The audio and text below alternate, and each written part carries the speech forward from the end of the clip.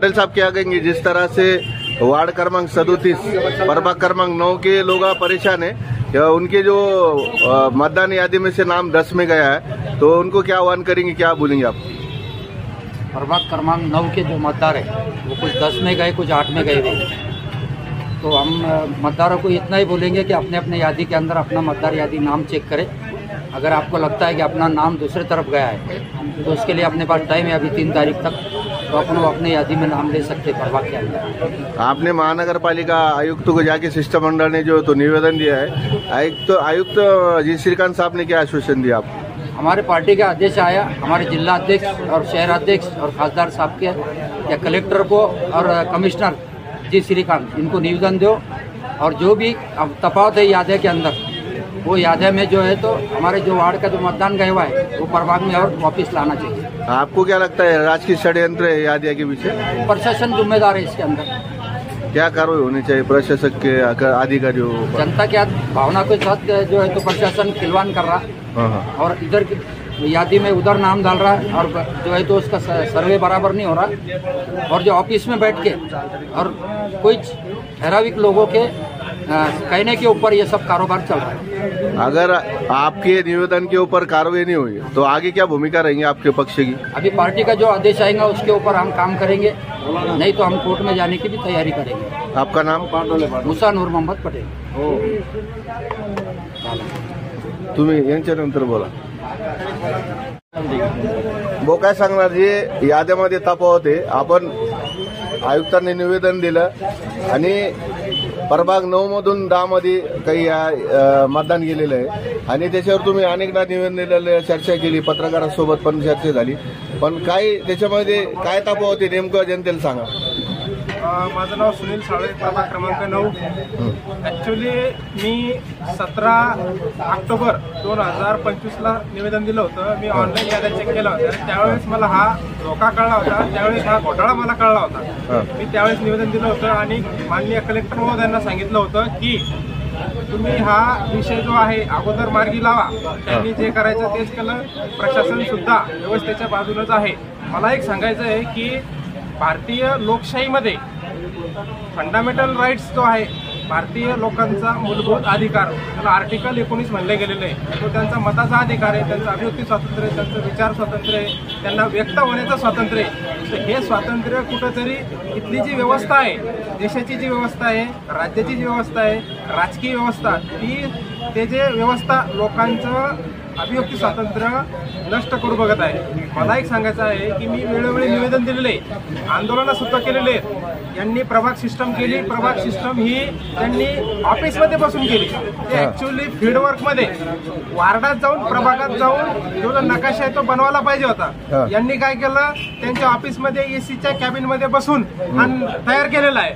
आणि याला झालं काय माहितीये का की लोक अनभिज्ञ, गरीबाला समजत नाही, मध्यमवर्गाला वेळ नाही आणि श्रीमंताला गरज नाही, असं हे आता जी परिस्थिती झालेली आहे। मला एकच सांगायचं आहे, जर महानगरपालिकेनं याद्यामध्ये जो घोळ केलेला आहे तो अपडेट करून यादी पुनर्जीवित करून ती नव्यानं तयार व्हायला पाहिजे।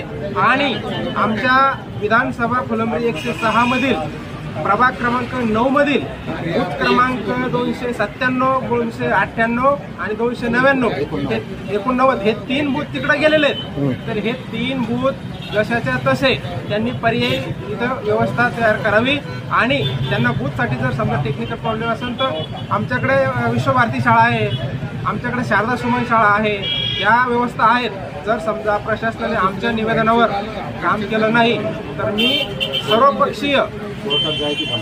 सर्वपक्षीय नेत्यांना, सर्वपक्षीय पक्षांना, सर्व पार्ट्यांना विनंती करतो की प्रभाग क्रमांक 9ची जी निवडणूक आहे यावर सर्व पक्षांनी बहिष्कार टाकावा आणि निवडणूक आयोगाला वठणीवर आणून जोपर्यंत निवडणूक आयोग व्यवस्थित काम करत नाही तोपर्यंत निवडणूक आम्ही होऊ देणार नाही। आपलं नाव? माझं नाव सुनील साळवे।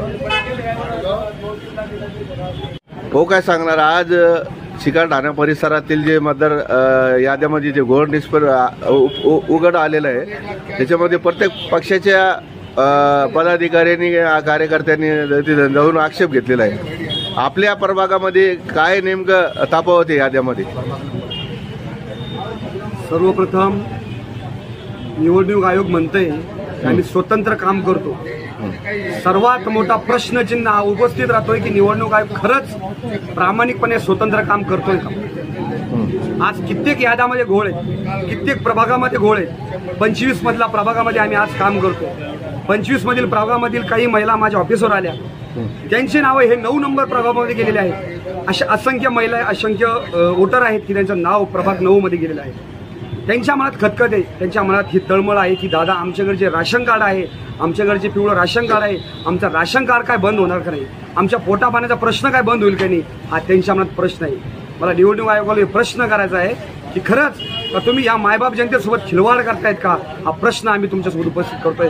सर्व पक्षातील नेते, सर्व पक्षातील मंडळी, कार्यकर्ते यांनी आज यादी चेक करून रात्र दिवस त्यातून ज्या त्रुटी काढलेल्या आहेत त्या निवडणूक आयोगासमोर मांडलेल्या आहेत. आता खरंच निवडणूक आयोग ह्याच्यावर काम किती करते हे बघणे गरजेचं आहे आपल्याला. कारण ग्रामीण भागात पहिला मोडत होता आपला ह्या भाग चिकलठाणा, अद्यापही याद्यामध्ये तफावत असल्यामुळं नागरिक परेशान झाले. तर आपल्या जे लोकप्रतिनिधी, आपल्या भागातले खासदार, आमदार किंवा माजी नगरसेवक यांनी काही हस्तक्षेप केलं आहे का याच्यामध्ये आतापर्यंत? आता कसं झालेलं आहे माहिती का, ज्याच्या सोयीनं आपापली भाकर लाटायची. आमदार ज्या प्रभागातून उभा राहिला, ज्या मतदारसंघातून उभा राहिला त्या मतदारसंघात आपले वोटर डुप्लिकेट बनवायचे, आपले लोक डुप्लिकेट आधार कार्ड बनवायचे, मतदान यादी बनवायचे आणि ते 50 वोटर आपल्या यादीत आपल्या खिशात घालून घ्यायचे आणि त्या जोळावर, त्या डुप्लिकेट मतदानावर निवडून आणायचं. हेच आमदार आणि खासदारचा अजेंडा आहे आणि फंडा आहे. सगळ्यात महत्वाचं राजकीय षडयंत्र वाटतं तुम्हाला? सर्वात मोठं राजकीय षडयंत्र वाटतंय. कुठेतरी कोणाच्या तरी दबावाखाली हे निवडणूक आयोग काम करते, हे प्रश्नचिन्ह आज सर्व पक्षांच्या समोर उभा आहे. पण बघूयात हे निवडणूक आयोग कशा प्रकारे काम करते, हा आता जनतेला, या मायबाप जनतेला कशा प्रकारे हे प्रत्युत्तर देते हे आपण त्यांच्या उत्तरातून बघूया. कोण आसन भरतोय काय आता ते सांगणं आज काही उचित राहणार नाही. असे काही बरेचसे नेते आहेत, बरेचसे मंडळी आहेत खालच्या तळावरची, वरच्या स्तरावरची, जे आतमध्ये जाऊन टेबला खाली जाऊन काम करतायत. ते सांगणं गरजेचं नाही. पक्षाचं नाव आता घेणं उचित नाही. वेळ आल्यावर 100% आम्ही ते काम करणार आहोत बेधडकपणे. पक्षाचा असेल, कोणत्याही राजकीय नेत्याचं असेल, आम्ही बेधडक त्यांचं नाव घेणार आहोत, हा इशारा आपल्या मार्फत देतो. पण आता निवडणूक समोर आहे आणि हा प्रकार उघड आलेला आहे. आपल्याकडून काय भूमिका घेणार आहे आपण?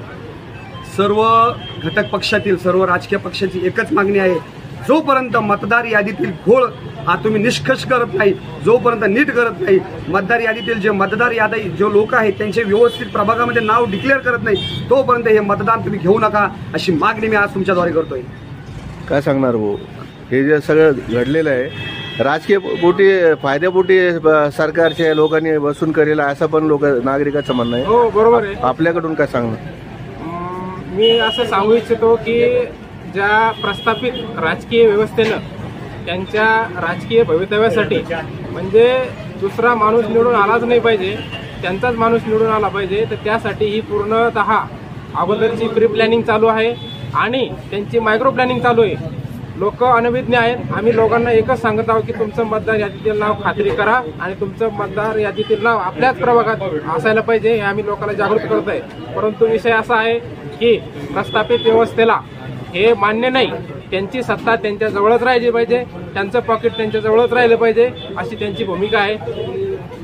बरं, याच्यामध्ये जेव्हा विधानसभेच्या निवडणुका झाल्या त्यावेळेस हे बदल करण्यात आला का आता करण्यात आले असं वाटतं तुम्हाला? 100% आता बदल झालेला आहे. विधानसभेमध्ये कसल्याही आयोगानं काम केलेलं नाहीये. इतक्या तक्रार जाऊन, इतक्या तक्रारीचे गठ्ठे ते आयोगामध्ये पडलेले असून कोणत्या यादीचा त्यांनी प्रश्न हा निष्कर्ष काढलेला आहे, कोणत्या यादीत त्यांनी उत्तर दिलंय, त्या आयोगानं आमच्या समोर मांडावं. बरं पटेल साहेब, हे जेव्हा तुम्ही आयुक्ताकडे गेले पूर्ण शिष्टमंडळामध्ये, तर आयुक्तांना काय सूचना दिल्या अधिकाऱ्यांना त्यावेळेस अधिकाऱ्याला सूचना दिल्या, याच्यामध्ये आम्ही चौकशी करू आणि हे योग्य निर्णय घेऊ.